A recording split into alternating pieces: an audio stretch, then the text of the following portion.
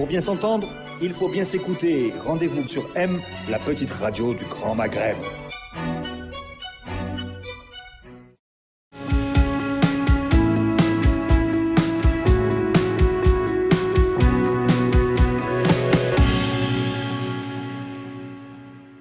Masal Khir, bonsoir, salam alaikum, mesdames, mademoiselles, messieurs, bonsoir. Accès libre, c'est sur Radio M Post. Merci de nous suivre.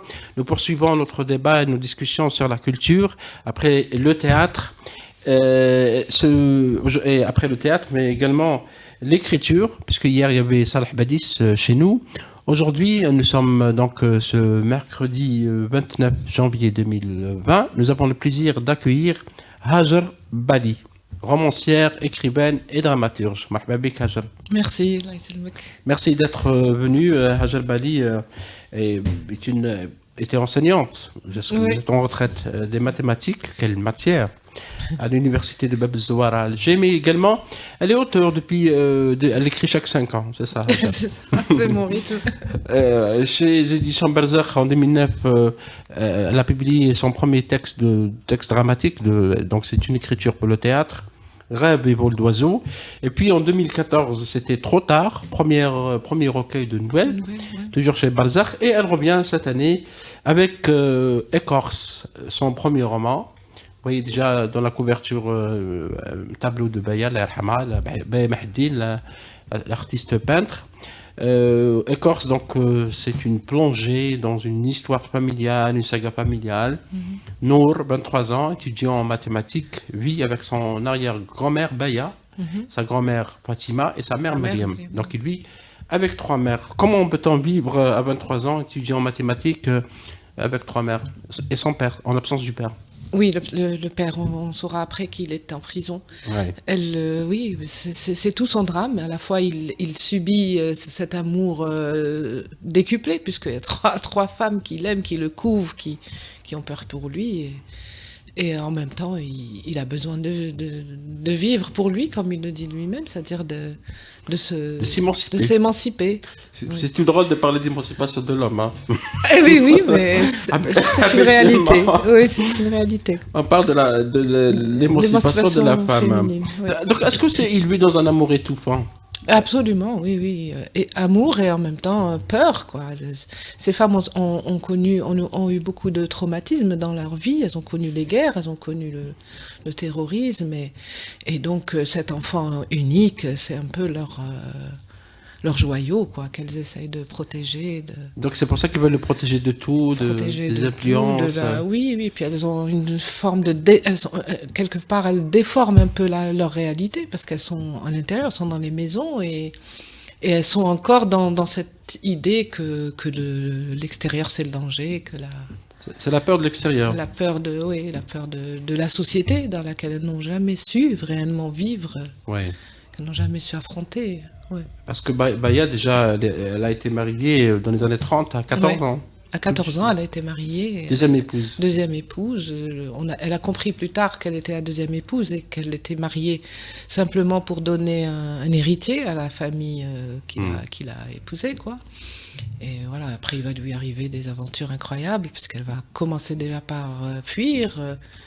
Après avoir été répudiée, elle va enlever cet enfant et fuir. Et puis voilà, toute son histoire traverse le roman, parce qu'elle raconte sans arrêt à son arrière-petit-fils son histoire. Et lui, Nour écoute avec intérêt, il ne semble pas ennuyé parce que lui raconte sa grand-mère. Est-ce que c'est un souci de savoir un peu, de revenir dans ses racines, parce qu'il y a beaucoup de choses, beaucoup de secrets. C'est un roman aussi sur les secrets. Oui, absolument. Et il est à la fois bienveillant avec sa grand-mère, il l'aime, donc il l'écoute. Et parfois, après, c'est comme une vieille chanson qu'on a dans la tête tout le temps, vous savez. C'est comme, nous, on a tous grandi avec des musiques qu'on n'aimait pas particulièrement quand on était petit, mais on les a tellement rabâchées, toutes ces chansons. Mais je dis pas qu'il n'aimait pas ces histoires, mais il les a tellement entendues, elle a dû les répéter des dizaines de fois, que c'est ça qui a fait ce qu'il est devenu. qui l'a influencé dans son histoire propre à lui. Ouais, c'est également une question de transmission, parce que souvent cette question de transmission se repose à la société chez nous. Oui, tout au départ, c'était ça mon souci, c'était comment se transmettre, comment d'une génération à l'autre est-ce qu'on transmet. Parfois, c'est à son insu qu'on transmet que ce soit des valeurs ou des peurs ou des secrets. C'est-à-dire que le secret va en grossissant sans trop qu'il soit révélé, mais ça reste quelque chose qui influence qui influence la vie de ceux qui le subissent. Et parce que Baya, déjà au début du roman, parle à Nour du figuier. Parce que le figuier avait une présence assez importante pour elle. Oui. Et elle dit à un moment donné, la terre a des tripes, comme tout ce qui est vivant. Alors, nous autres, en marchant, on sent ces odeurs-là.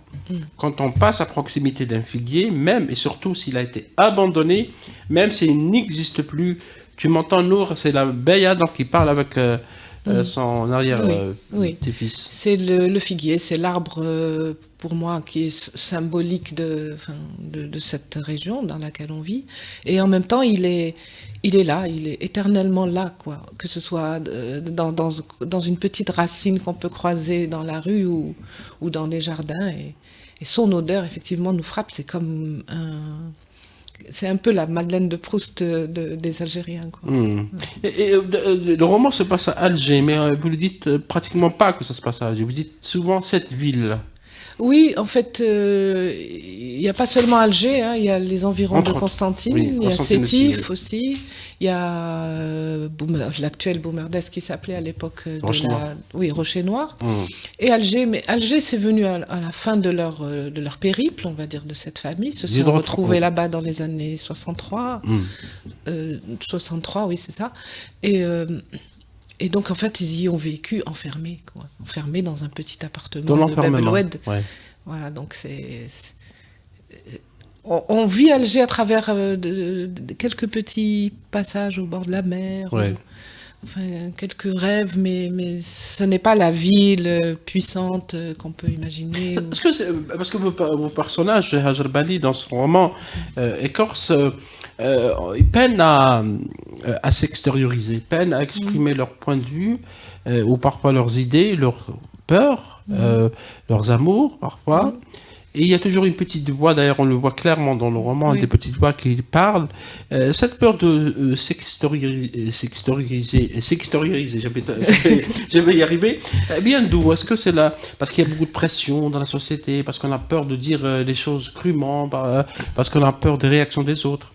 Oui, il y a tout ça à la fois. Il y a les pressions sociales, les pressions familiales. Et c'est des habitudes acquises de ne pas toujours, il y a comme une pudeur de parler de soi ou de se révéler. Et ces voix intérieures, si vous voulez, c'est ce que j'essaye de chercher dans le langage.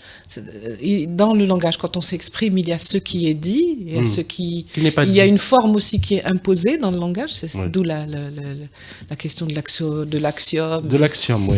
Et il y a ces pensées il y a celles qui surgissent sans qu'on le veuille et qui révèlent justement quelque chose de très enfui.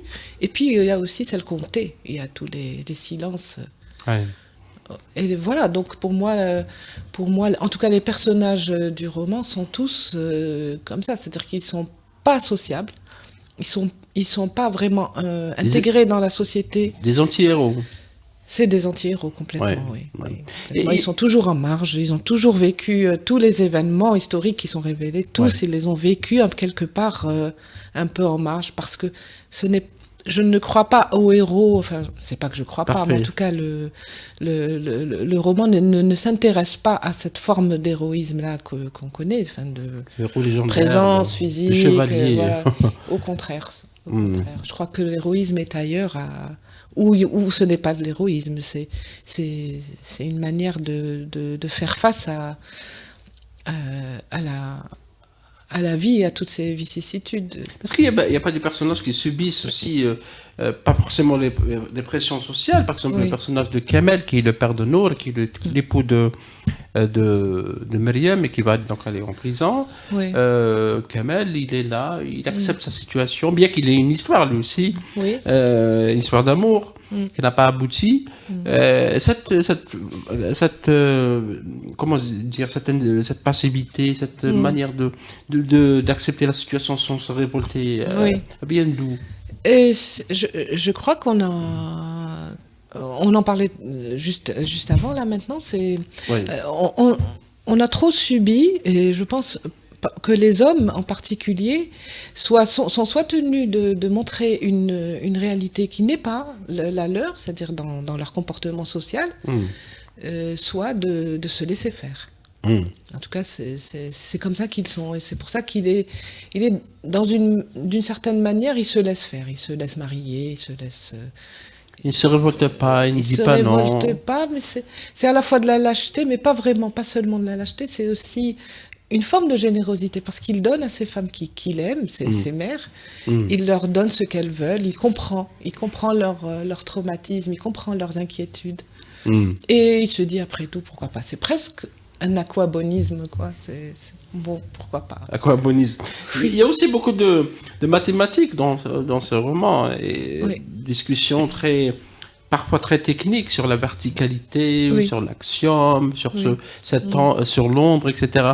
Et jusqu'à quand vous éloignez des mathématiques dans votre écriture, Hajar? Je pense que je ne m'en éloigne pas. C'est peut-être voilà, ça m'a fait, c'est les mathématiques qui m'ont fait, Oui. qui ont fait que je m'interroge, parce que dans les mathématiques il y a à la fois une forme de raisonnement et une forme de critique, parce qu'on a besoin de s'autocritiquer tout le temps aussi quand on fait des mathématiques. Donc pour moi ça va ensemble avec l'écriture que je défends, quoi. D'où le choix d'un étudiant en mathématiques pour Nour. Oui, Ouais. oui, pour moi, c'est voilà, c'est la seule façon pour lui de sortir de ce qu'il est en train de cet amour étouffant de ses mères, c'est d'être dans le rationnel, dans quelque chose d'autre qu'il veut créer, parce que dans les mathématiques aussi, on rêve beaucoup. On rêve beaucoup, contrairement Oui. à ce qu'on peut penser, parce que Oui. pour certains, les mathématiques, c'est quelque chose C'est de pas du car- calcul. C'est du C'est pas seulement calcul. du calcul. Il n'y a pas de rêve, Oui. même si on vous parle de l'espace géométrique, etc. Oui. Mais à un moment donné, vous parlez de l'amour étouffant des mères. Oui. Myriam, qui préparait le repas à son mari emprisonné, on va pas spoiler un peu ce qu'il y a dans le roman, mais les lecteurs vont comprendre pourquoi il a été mis en prison. À un moment donné, Myriam dit à son fils, Nour, va voir tes amis. Oui. Elle le libère Oui. quelque part, non? Parce que tout d'un coup, elle réalise Ouais. que son fils va vivre ce qu'elle a, parce qu'elle aussi, hein, elle a été mariée. Elle a choisi de quitter l'université. C'était une femme qui aimait l'université, qui était en cours de droit. Et elle a choisi de quitter parce qu'elle a voulu avoir un comportement social bien, comme il faut, c'est-à-dire, on va dire, entre Conforme. guillemets. Voilà. Le conformisme. Conformisme. Ouais. Et tout d'un coup, elle réalise, bon, il y a eu aussi un événement qui a fait qu'elle voyait son fils aller dans ce chemin de subir et puis de devenir lui aussi conformiste. Voilà. Et elle s'est dit, le meilleur moyen, c'est de le libérer. Et c'est là ça fait Elle partie comprend. de ces pensées qui jaillissent, justement.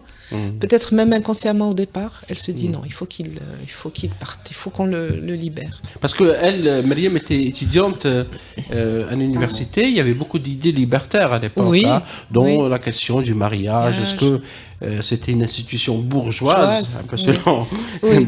les idées qui étaient à l'époque, Rosa Oui, Luxembourg, qui Rosa disait, Luxembourg, etc. oui. Mais elle a décidé de rompre avec ses idées, même elle ne les refusait pas, mais elle a senti qu'elle devait avoir une autre vie. Oui, et je crois que c'est ce qui arrive souvent dans nos sociétés, c'est-à-dire qu'on fuit quelque chose qui nous paraît être une bonne voie, mais qui est trop difficile. Parce qu'il faut affronter après sa famille, il faut affronter les siens, il faut être capable de rompre quelque chose. Et elle ne s'est pas sentie capable de le faire, et elle a accepté l'idée du mariage, et du coup elle a coupé avec son autre vie, quoi, sa vie Votre vie, elle est d'étudiante. partie. Ouais. Et elle s'est... c'était pas nécessairement malheureux pour elle, hein, mais c'est un choix qu'elle a fait, le choix du conformisme, comme on disait. Hajar, chaque personnage, vous avez pris le temps de creuser dans ces personnages, d'aller de très très loin, comme par exemple le passage, et les lecteurs vont le découvrir, de Mouna, qui est l'ami de Nour, son histoire avec sa mère, avec le piano, avec les rêves, avec le gâteau, les Russes, etc. On sent que Hajar Bali, la romancière, c'est votre premier roman, en espérant qu'il y ait d'autres, prend le temps de creuser, d'aller vers les profondeurs de ces personnages. En fait, mon souci est de rechercher dans le langage ce qui est, si vous voulez, le but c'était d'arriver à une idée de désaxiomatisation du langage, c'est-à-dire que... Parce que axiome, ça veut dire qu'il y a un truc évident, qui n'a pas besoin d'être démontré. Mais qui est fixe, qui est figé, et sur lequel on doit se baser pour construire une théorie. Et de quoi on parlait? Vous voulez que désaxioniser. Oui, voilà. Et donc, c'est pour ça que le langage direct, le langage construit, le langage cohérent, pas comme ce que je suis en train de faire justement, c'est ça qui est remis en question dans le roman. C'est-à-dire qu'il s'agit de suivre les méandres du langage qui ne sont pas une ligne directe. En mathématiques, on apprend que la ligne droite n'existe pas en réalité ou en physique. Donc, au lieu de se soumettre à ces lois qui sont parfois assez rigides dans le langage, l'idée c'était de chercher à la fois dans la pensée, dans des retours en arrière, sur des pensées qui surgissent ou qui se construisent avec le temps. C'est pour ça que, vous voyez, même moi, quand j'essaye de construire une pensée, j'ai du mal à y aller directement tout de suite. Je crois que mes personnages sont aussi comme ça.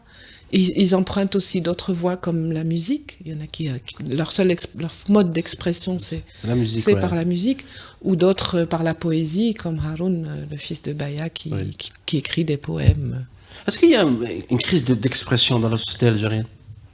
Je ne sais pas si je pourrais dire une crise d'expression, mais je crois qu'il y a une volonté avec ce hirak, en tout cas, d'expression plus franche, plus belle, plus réelle, plus authentique. C'est ça que j'aime aussi dans le hirak. C'est une action vers le rêve. Pardon? C'est une action vers le rêve. Absolument, c'est le rêve. C'est ça qui est magnifique, et justement c'est pour ça que le hirak prend tout ce temps, c'est pour ça qu'il fait tous ces détours. Et on est en train de découvrir notre forme d'expression, elle est multiple, on le voit. Enfin, c'est fabuleux, c'est magnifique tout ce qu'on découvre. Et c'est cette libération des énergies, cette libération de l'expression qui peut aboutir à une vraie liberté, je veux dire. Donc vous êtes optimiste quant à la suite des événements? En tout cas, je suis déjà tellement heureuse de vivre ces moments. Ah oui, complètement optimiste. On a parcouru un chemin incroyable en quelques mois, quoi. Et c'est inspirant pour un écrivain, parce que hier, Salah Habadi, c'était là, il me dit que c'est une matière medarahiba, comme il a dit en arabe. C'est vrai, c'est effrayant. Une matière effrayante pour l'écrivain. Parce que, bon, on peut pas, je sais pas qui avait dit, on peut pas vivre l'histoire et la faire, c'est vrai, et l'écrire, parce que on est dedans, on est immergé dans ce qui arrive à notre société, et on peut pas, je crois que on peut prendre des notes, enfin en tout cas pour ce qui me concerne, je suis dans l'observation. Quelquefois il m'arrive où il y a des terreurs, il y a des moments de terreur ou d'angoisse. Où à ce moment-là, il faut très vite noter ce qui nous vient. Mais je suis incapable, par exemple, d'écrire un livre sur le hirak aujourd'hui. Je pense que j'ai besoin de recul. J'ai besoin j'ai pas de recul, mais en tout cas de maturation. Oui, de maturation, d'arriver à quelque chose de sincère. J'ai toujours ce souci de ne pas m'amuser à dire... S'éloigner de l'idéologie, si vous voulez. Oui, complètement. Oui. Ça, j'essaye de ne pas... Enfin, je ne suis pas du tout dans l'idéologie, ni dans le militantisme. On va dire, c'est bien, ça existe, et c'est bien qu'il y en ait qui fassent ça, mais j'en suis incapable. Est-ce qu'il y a des éléments autobiographiques dans ce roman? Il paraît. Moi, je m'en suis même pas rendu compte, effectivement, mais j'ai des parentes, une cousine, ma sœur, ma nièce aussi, qui ont lu le livre et qui ont découvert beaucoup de parts autobiographiques dans le roman. Je ne m'en suis pas rendu compte, moi, tout de suite, en écrivant. Mais par contre, ce que je fais, c'est que j'emprunte à des récits qu'on a pu me faire ou que j'ai pu entendre ici et là. C'est pas nécessairement ma famille proche ou mon entourage, mais et j'essaye de combiner tout ça, quoi. Dans le roman, vous parlez souvent. J'ai noté des noms de musiciens. Oui. Vous semblez aimer la musique classique. Ah oui, j'en ai fait et j'aime beaucoup. Oui. Oui. Parce qu'il y a Schumann, il y a Liszt, Tchaïkovski. Oui. Mais à un moment donné, j'étais un peu interpellé par le passage sur Tchaïkovski, qui est Piotr Ilyich Tchaïkovski, qui est un musicien russe. Et dernièrement, à l'Opéra d'Alger, on a pu voir La Belle au bois dormant, qui est un de ses ballets. Il en a fait 3. C'était Casse-Noisette, et le deuxième, c'est le Lac des Cygnes. Vous dites qu'il s'est suicidé, c'était pour lui l'indéfini. C'est inventé. Hein. Il ne s'est pas réellement suicidé. Voilà. Enfin, on dit. C'est ce que je voulais vous poser. Oui. Parce que lui, en octobre 1893, il était. Selon la version officielle, cela dit, il est mort de choléra. Bien que les historiens, certains posent aussi des questions. Est-ce que cette question du suicide, de l'indéfini, parce que c'est un peu trop compliqué à expliquer, c'est vrai, mais on a besoin de lire ce passage pour comprendre ce que Razabali veut dire. En fait, le suicide, le personnage voit... Enfin, non, ça c'est le narrateur, en fait. C'est le narrateur. Le narrateur lui-même est aussi un personnage du roman. Il imagine qu'on se suicide à un moment où on est arrivé à une infinité de bonheur, ou à l'amour infini. Il est tellement fort qu'à ce moment-là, peut-être que c'est le moment de partir sur cette... Parce que après ça, quand on a vécu quelque chose d'intense, d'infiniment beau, après ça, qu'est-ce qu'on peut vivre? On ne peut que retomber sur... c'est ce que dit le narrateur, bien sûr. C'est ce que dit le narrateur. Est-ce que l'amour peut mener à l'amour? Oui, sûrement. Oui. Est-ce que l'amour peut mener à la mort? Parce qu'il y a un personnage qui s'est laissé pratiquement disparaître. Je penserais à la mère de Mouna. Oui, qui s'est abîmée. En fait, Mouna, en pensant à sa mère qui s'est laissée mourir, elle aussi, elle avait une maladie, on ne sait pas trop. Mais elle se demande si le spleen, comme elle dit, n'est pas un état choisi, quoi.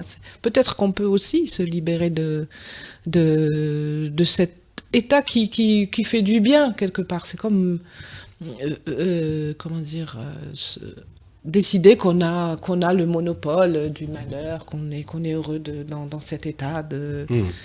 Et l'amour malheureux de Maïssa est resté, et du fait qu'elle n'ait pas pu le vivre réellement, peut-être que elle l'a construit, elle, son malheur, en s'accrochant à cette idée de ce qu'était l'amour qu'elle a vécu. Vous voyez ce que je veux dire? Oui, mais c'est compliqué. C'est un peu compliqué, mais il faut lire le roman Corse. Dans le roman, d'ailleurs, il y a des dates. Et je me suis arrêté, personnellement, en lisant le roman, à la date du 5 juillet 2016. Parce que donc 5 juillet 2016, il y a 3 moments. Il y a le moment de la matinée. Où Myriam prépare la charchoura. Il a détaillé comment on doit préparer la charchoura. Vous semblez aimer ce plat. Ah oui, j'adore. Mais c'était aussi pour montrer ces gestes. Ça fait partie des transmissions. Le geste des femmes quand elles tirent la feuille et qu'elles doivent être de plus en plus fines, ça fait partie des choses qui sont transmises de génération en génération. C'est belles choses. Et il y a aussi le moment de l'après-midi, lorsque Nour part voir ses amis, et la nuit aussi. Pourquoi cette date précise du 5 juillet 2016 bien sûr, parce que ça fait référence à la fête nationale, à la fête nationale de l'indépendance. Il y a plus tard, il y a aussi le 5 juillet 1962, dans le roman. Je me suis attachée à cette date parce que pour moi, elle symbolise un peu le fait que la société se retrouve toute unis autour de ce moment symbolique. Et ce moment où on est censé vivre quelque chose d'intense, de fort. D'intense, oui. C'est ça qui est un peu reproduit. Et en même temps, il y a cette attente parce que il attend la grâce pour son père et voilà. Il y a plusieurs dates dans le roman. Oui. Des dates et parfois des flashbacks, on revient en arrière. C'est un peu ce qu'on appelle littérature contemporaine. Hein. C'est comme ça. Oui. Le roman actuellement, c'est plus le roman narratif à une seule ligne, linéaire. 2006, 2016, 1984, 1955, 1962. Ces dates repères vous ont permis un peu de construire le roman. Oui, complètement. Oui. Parce qu'en fait, je l'ai écrit par bribes. Donc, il y a eu des moments où j'avais pas de date, mais j'arrivais à les situer en fonction de ce que j'avais écrit.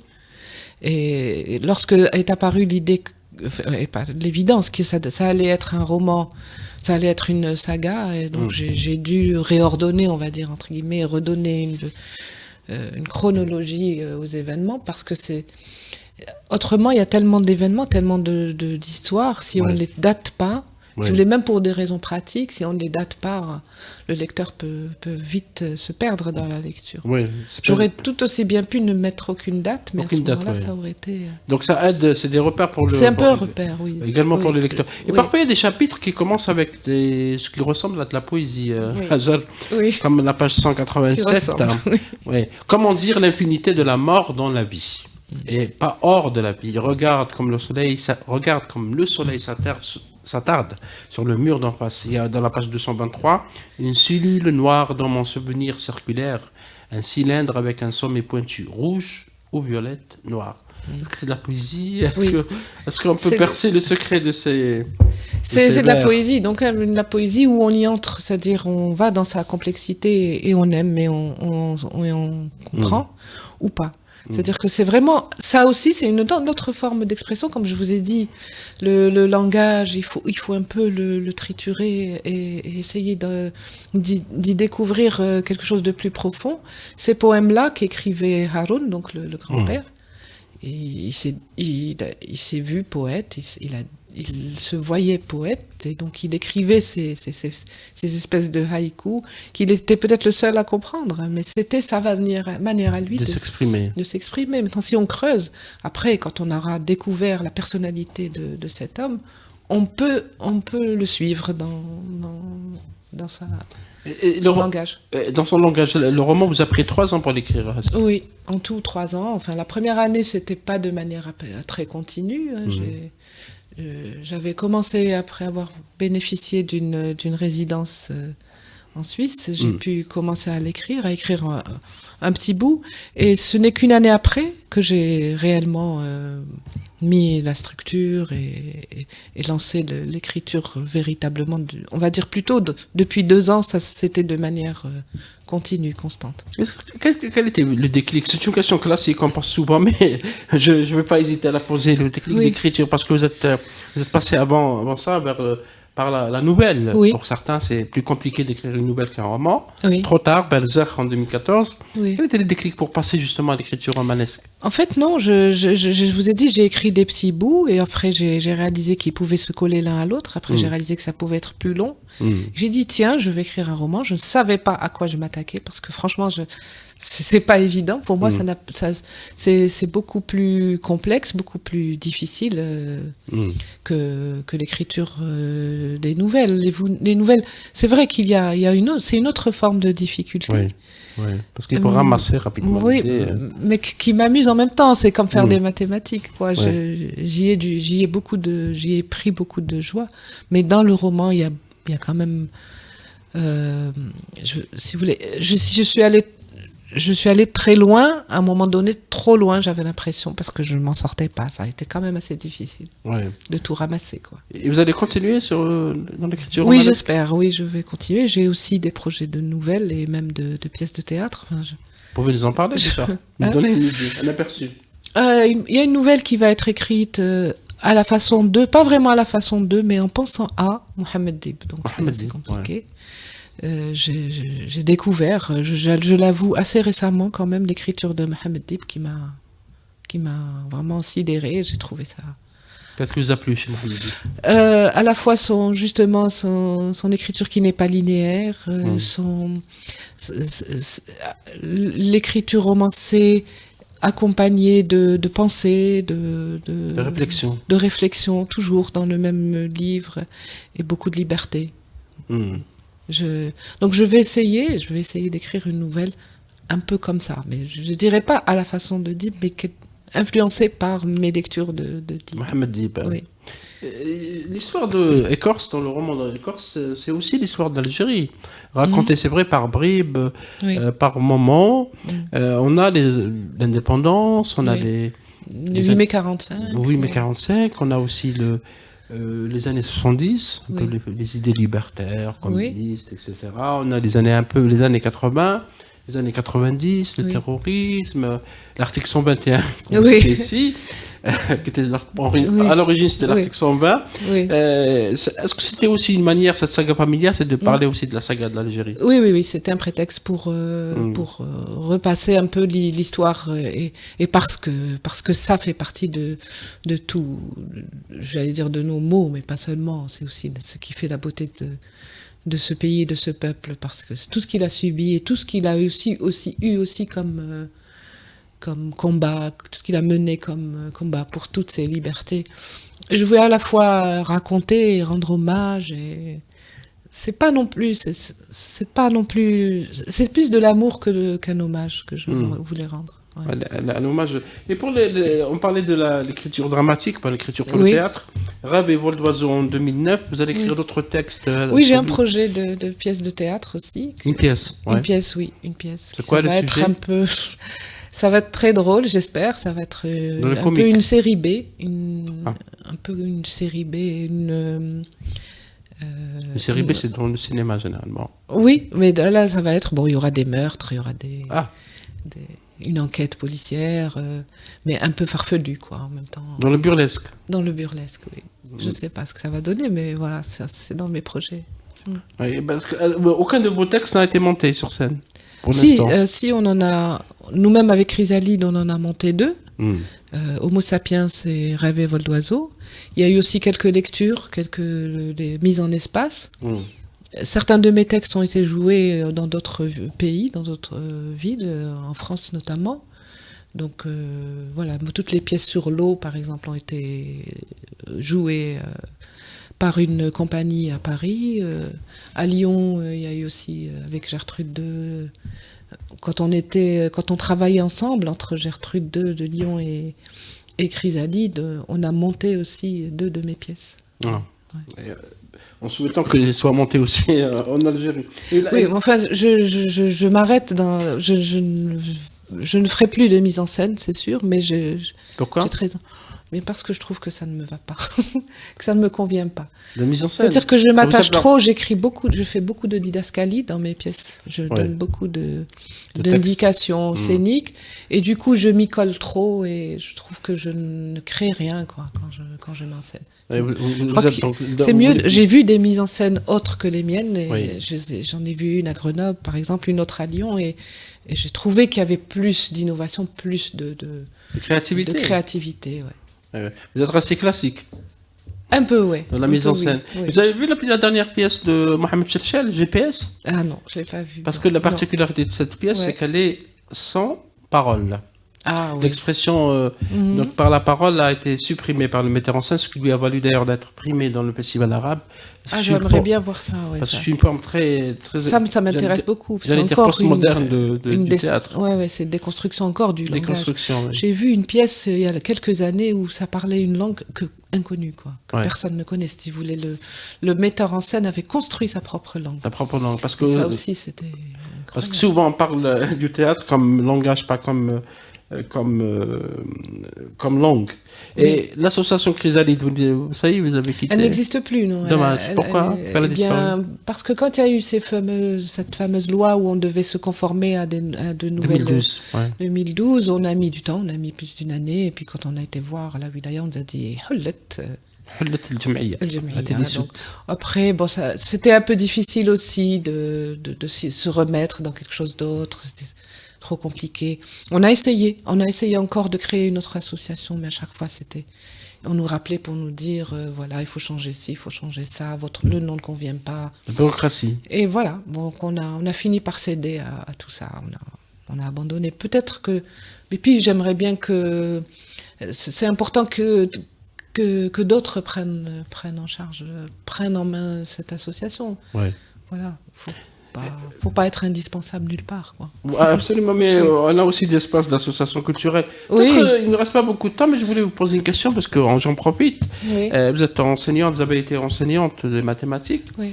Est-ce que vous pensez que les mathématiques est une discipline importante dans la recherche, dans l'industrie, dans la créativité, l'innovation, etc. Est-ce que vous pensez que cette matière est bien enseignée en Algérie? Bien enseigné, c'est une question très très difficile parce que il y en a qui enseignent très bien les mathématiques et d'autres moins bien, quoi. Je pense pas qu'elles soient moins bien enseignées qu'ailleurs. En tout cas, les mathématiques pures, telles que je les ai enseignées moi, j'ai eu des collègues absolument superbes qui ont donné le meilleur d'eux-mêmes et qui existent, qui sont encore là, quoi. Je crois que les mathématiques, en tout cas les mathématiques pures, sont encore très très bien enseignées. On a des étudiants qui réussissent très bien quand ils partent à l'étranger, qui sont très bien notés. Souvent ils partent à l'étranger, ils ne restent pas ici. Malheureusement, oui. Malheureusement, Pourquoi ils partent selon vous? Eh bien, parce qu'il n'y a pas beaucoup d'ouverture pour eux du point de vue du travail, je pense, et puis aussi parce que toute la jeunesse algérienne, pendant de longues années, a eu besoin de vivre autre chose, quoi. C'est pas seulement pour des raisons économiques, mais je crois aussi de vie. C'est ce que raconte ce roman, c'est-à-dire d'en finir avec toutes les pressions, y compris familiales. Rompre avec, c'est un appel à la rébellion. Pas vraiment, puisque c'est une fuite, souvent. Hein. C'est pas... Ouais, il faudrait pas fuir, et c'est ce que font les jeunes aujourd'hui dans le Hirak. Justement pour les maths, resterons dans les maths, c'est quand on voit les chiffres, parce que c'est souvent pas du tout abordé, les chiffres du bac, c'est les chiffres les plus bas de réussite au bac, c'est dans les maths. Ouais. Est-ce qu'il y a une explication à ça? Il y a eu...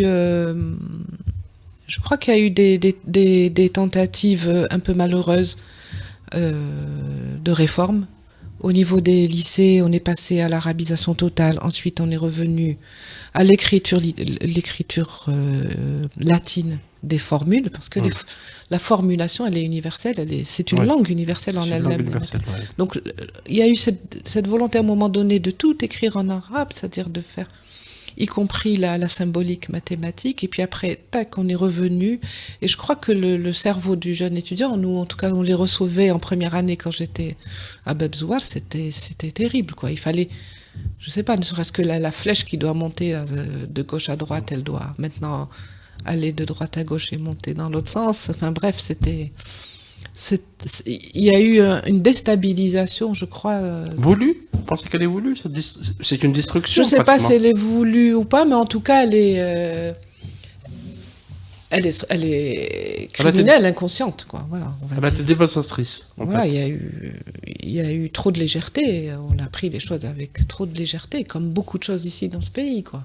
Il n'y a pas eu de... Alors qu'il y a comme je disais, il y a des mathématiciens valables et qui auraient pu, par exemple, être sollicités pour tout ce travail de réforme. Est-ce que vous pensez écrire sur les mathématiques, justement?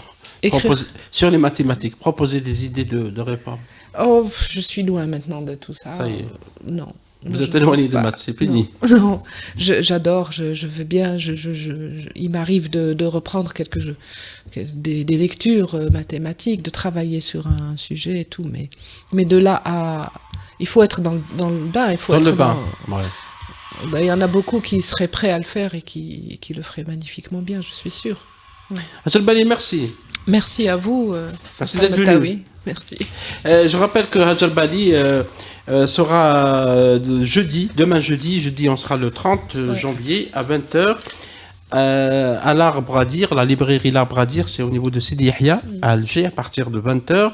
Elle va donc discuter, débattre avec lecture de son roman Écorce paru aux éditions Balzac en Algérie et Belfond en France. Elle participera donc à travers ce débat demain jeudi à 20h, 30 janvier, dans la nuit des idées qui est organisée par l'Institut français en Algérie. Merci Hajar, merci d'être venu. Merci Faisal Metaoui. Inch'Allah, on aura l'occasion de vous retrouver dans d'autres discussions. Les discussions, vous avez vu, elle était un peu variée. On a parlé de littérature, d'écriture, de la société, de la politique, des mathématiques, comme quoi la littérature mène partout. Oui, c'est vrai. Merci beaucoup, mesdames, mesdemoiselles, messieurs, de nous avoir suivis. Merci aux amis qui nous ont accompagnés, Shahrazad, Mustafa. On se retrouvera très bientôt dans Accès Libre sur Radio M, sur Radio M Post. Nos programmes sont sur toutes les plateformes, YouTube, Facebook, Twitter, Instagram, etc. À très très bientôt. Au revoir.